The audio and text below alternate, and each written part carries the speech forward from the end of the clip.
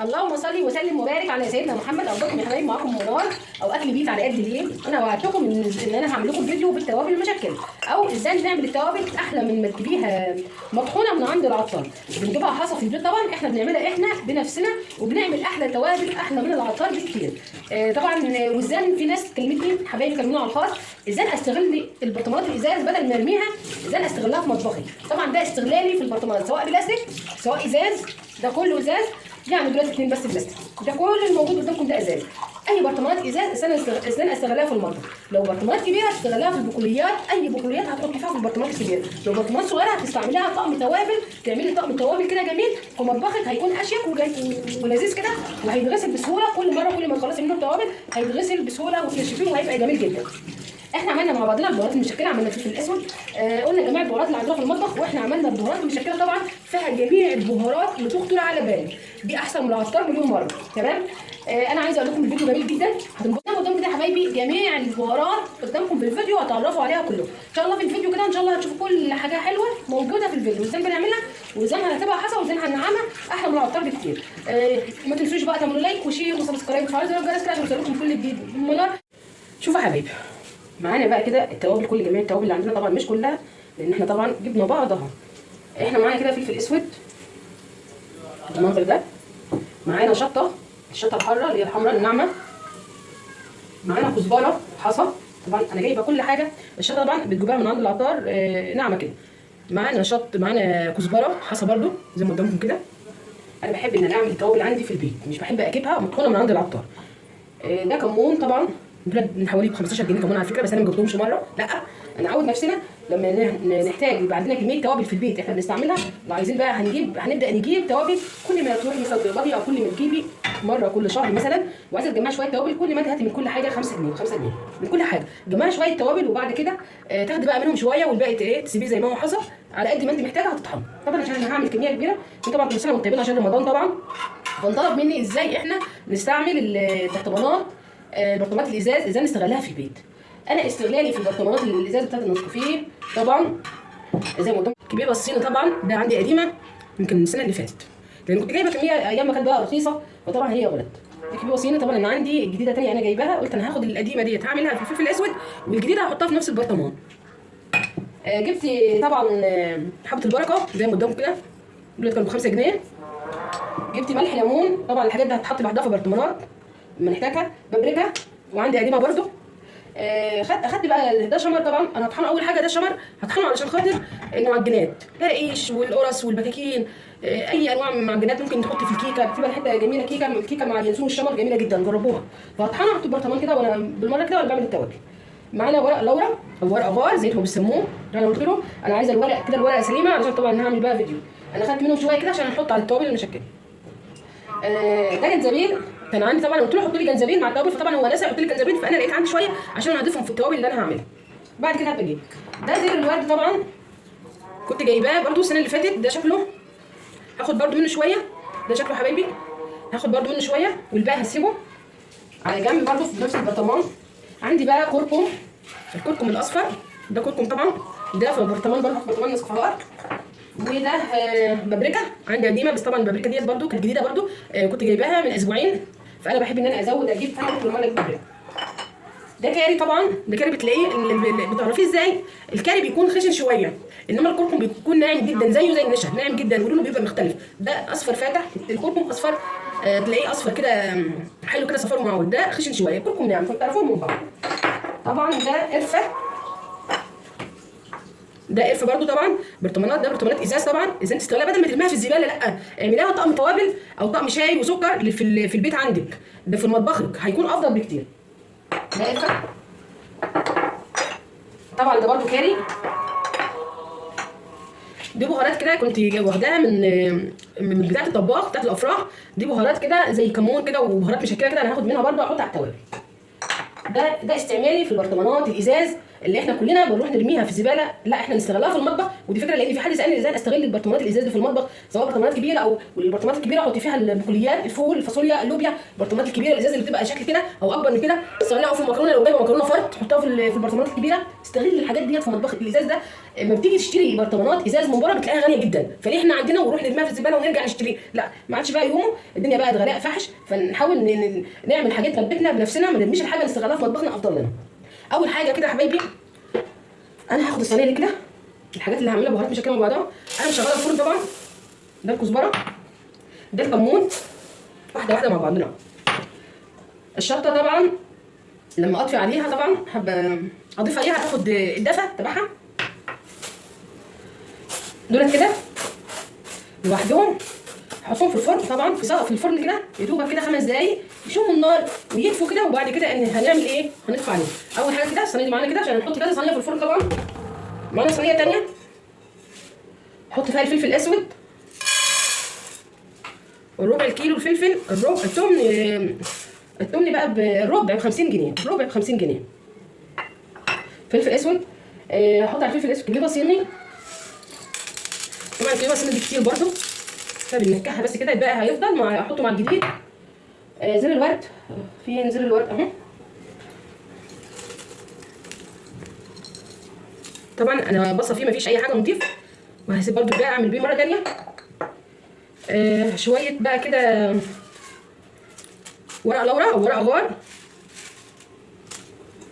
حطهم بقى في الفرن. طبعا لو عندك قرفه عيدان اللي هي الملفوفه ديت تلاقيها زي الخشب، قرفه خشب، هتحطي عودين خشب وتكسروهم كده. وطبعا معانا برده هنا ثواني جوز الطيب، معانا 2 اهمت، هسيب واحده وهكسر واحده عليها بسهوله. كام حبات كده، حبهان طبعا بتخليها جميله جدا، حبهان مع الفلفل. يبقى فلفل اسود، كبيبه صيني، زر الورد، جوز الطيب، حبهان، ورق لورا. اي توابل بقى تضيفيها انت تضيفيها براحتك. انا بعد ما اخلص اضيف معلقه جنزبيل ومعلقه قرفه للفلفل، بعد ده ما ينطحن. هاخد طبعا الشمر احطه بقى في الصينيه الثانيه واحطه برده في الفرن معاهم. طبعا الملح ده انا بحطه في الصينيه عشان انا هدخله الفرن، لانه مرطب من البلد، بيبقى فيه رطوبه، فانا عايزه الملح ده يكون بيخفش كده، ما يكونش فيه رطوبه. انتوا سامعين صوته طبعا لان هو مرطب من الشتاء، من البرد في الشقه. فلازم الملح المبهر ده، لازم الملح تبعه لازم يتحمص هو كمان. تحميصه خفيفه كده بتاعت الفرن. علبه كده برده برطمان بتاع اقلام سنون، هنبدا نحط بقى ورق اللورا ده فيه، او برطمان ازاز لو عندك كده. عندنا في البرطمان معانا ملح الليمون، طبعا جبت ورقه هنحتاجها، الورقه دي ورقه كبيره، طبقتها كده على بعضها، لان الملح الليمون طبعا عندي في ازازه كاتشب، بحط ملح الليمون فيها او كربونات الصودا او كده. فهبدا كده اخد الورقه دي كده وافضي فيها الملح الليمون، وهبدا كده هفضي في الازازه.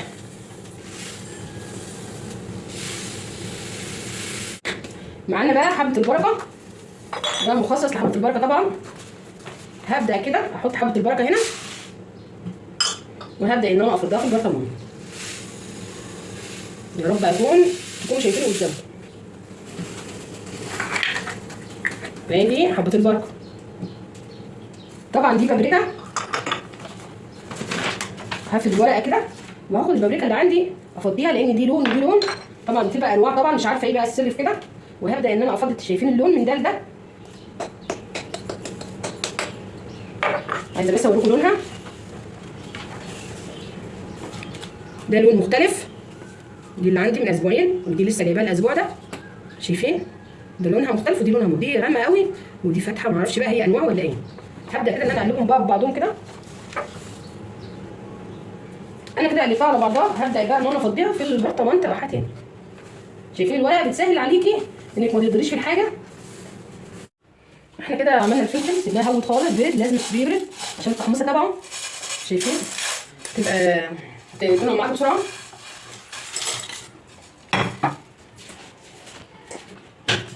هبدا بقى كده ان انا افرمه، احنا كده فرمناه ناعم. هزود شويه ملح، حوالي 3 معالق ملح.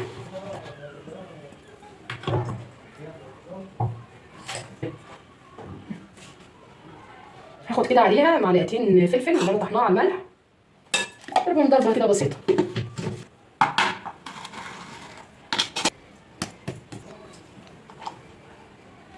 نحط معلقتين جنزبيل، معلقتين شاي، معلقه قرفه، وهقلب بقى التقليبه دي مع بعضنا كده. كده بقى ده الكمون والكزبره، شايفين بعد ما حمص معانا وسيبناه يبرد هنعمله كمان بقى نفرمه.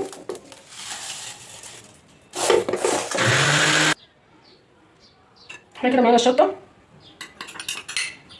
هنبدا نقلبها كده مع بعضها. كده معلقتين قرفه، حطيت معلقتين قرفه من الصغيرين او معلقه كبيره، شويه الجنزبيل بقى اللي عندي حطيتهم، شويه كاري،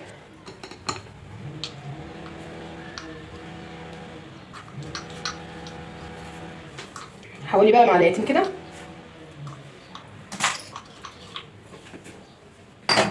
معانا البهارات اللي قلت لكم عليها، جبتها من عند العطار.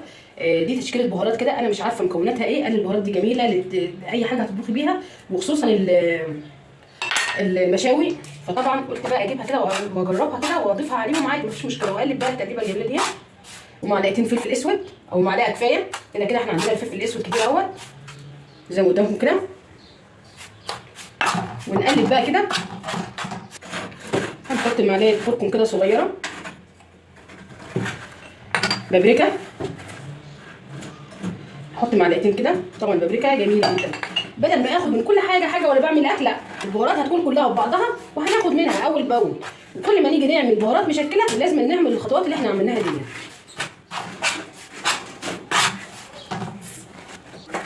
احط بقى معلقه توم بتاعت الطباخ بتاع الافراح، احط معلقتين كده.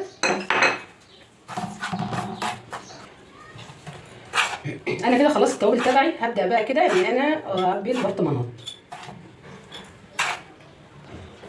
هبدا بقى كده ان انا اعبي برضو الفلفل الاسود. معانا الملح طبعا لسه سخن طبعا، يعني شايفين صوته. هبدا بقى ان انا احط عشان ما افضيش التوابل في القالب ابوظ القالب، لا انا هفضي كده على التوابل. وهبدا بقى ان انا اقلب بقى بايدي كده، مش هينفع بقى بالمعلقه.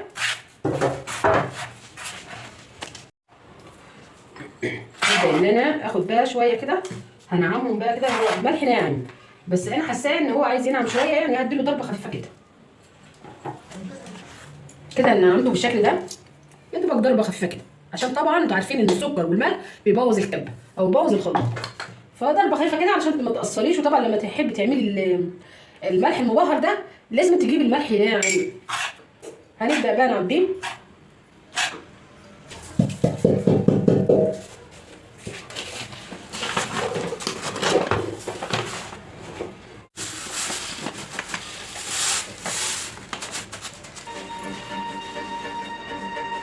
احنا كده يا حبايبي كده خلصنا كل التوابل بتاعتنا. ادي الملح المبهر، ده برطمانين اهمت، برطمانين كبار اهمت لو شايفينهم. وده برضو هنشوف لهم برطمان، عندنا برطمانات كتيره. ده ملح مبهر. ده بقيه الشطه الحمراء طبعا دي لوحدها كده. هنبقى بعد ما نخلص البهارات اللي عندنا المشكله هنعمل منها برضو تاني. وادي باقي الكمون، وادي باقي الكزبره. طبعا انا كنت جايبه كميه على مرتين، 10 جنيه على 10 جنيه يعني كده كنت جايباهم. وده كده الورق اللورا، وده حبه البركه، وكده زر الورد ده بقيته. ده الكاري، ده الكركم طبعا. كده البابريكا، روزماري، زعتر. هجيب بقى واكمل برضو عليهم. وده فلفل اسود، وده بقيه الفلفل الاسود برضو عندنا برطمان تاني هنحطه فيه. وكده دي البهارات طبعا اللي احنا عملناها نشكلها مع بعضنا. ده برطمانات اهي، برطمانين. ودي برضو بقيتها بهارات مشكله. دي بودره بصل، ان شاء الله هعمل معاكم فيديو لبودره البصل ازاي تعمليها ازاي. ودي بودره الثوم، احنا عاملينها برضو في البيت. بودره الثوم دي عاملينها في البيت، هعمل فيديو ان شاء الله. ان شاء الله هينزل قريب ان شاء الله. وكده الكربونات الصوديوم. وده بقيه الفلفل اللي عندنا. طبعا كنت جايبه ربع ب 50 جنيه، خدت منه شويه. وده بقيته ده الكبيبه الصيني. وطبعا معاها جوز الطيب برده وحدايه كده، لان مش مستحبه انها تتحط في الاكل كتير. طبعا انتوا عارفين، مش عارفه بيقولوا ان هي حرام، فبتحط منها على الاقل ما بتعملي. فانا بنتهز الفرصه وبحط نص واحده في الفلفل الاسود او واحده. ده اللهم صل وبارك على سيدنا محمد. القرفه،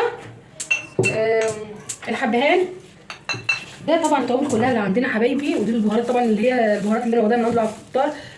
دي بهارات كل تتبيلات الفراخ او اللحمه او اي تتبيلات. طبعا برضو انا خدت منها شويه، حطيت برضو على التوابل مشكله. كده يا حبايبي التوابل بتاعتنا زي ما قدامكم كده. وما تزنقيش نفسك وتجيبي كل حاجه مره ب 10 ب 20 او كده، لا، من كل حاجه 5 جنيه مره ورا مره. دوس تلاقي مجمعه كميه كبيره عندك، هتاخدي نصهم تعملي بيهم زي انا ما عملت كده، والباقي هيفضل تاني في برطمانات زي ما. والاول حاجات دي يا حبايبي تتنقى كويس. تتنقى كويس. لو حابه تغسليها اغسليها ونشفيها وحمصيها، لان في ساعات بيكون فيها زبل فران، فناخد بالنا من الحاجات ديت. الحاجات ديت انا نقيتها ما لقيتش فيها، بس قبل كده كنت لقيت. فلما بلاقي فيها زبل فران فبغسلها كلها، بغسل الحاجات اللي حصلت كلها بغسلها وبنشرها في الشمس وبمسكها احمصها وبتبقى نضيفه عندي. كده يا حبايبي ده ازاي ان انا استغل البرطمانات الازاز في بيتي. وشايفين كميه برطمانات، ولسه عندي برطمانات كبيره على فكره بتاعت مربى. برطمانات كبيره ثانيه صغيره بتاعت نسكافيه، عندي الحاجات دي فبستغلها في مطبخي مش برميها ابدا. فكلنا هناخد بالنا من الحاجات دي. يا رب اكون بفيدكم فيديوهات، يا رب تكون فيديوهات بتعجبكم. ما تنسوش بقى تعملوا لايك وشير وسبسكرايب وتفعلوا زر الجرس عشان يوصلكم كل جديد من المنار. والسلام عليكم ورحمه الله وبركاته.